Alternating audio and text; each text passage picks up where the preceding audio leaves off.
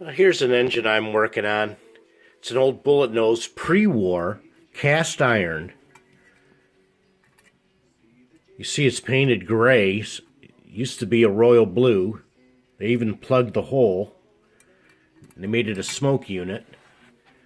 Well, we had this as kids, and of course it doesn't work anymore, and so I completely overhauled the engine, and well, let's give it a test here and see how she does.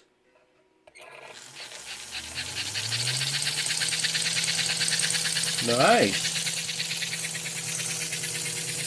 Just 1.5 amps. Oh boy, look at her smoke. Cool doggy.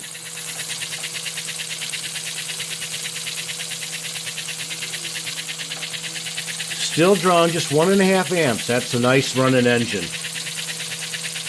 Did a good cleanup on that one. Got to get all that old grease out of there. Well, there you go.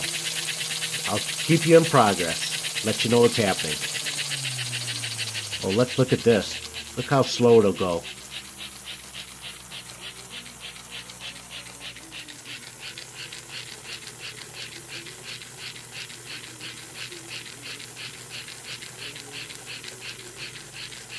Nice.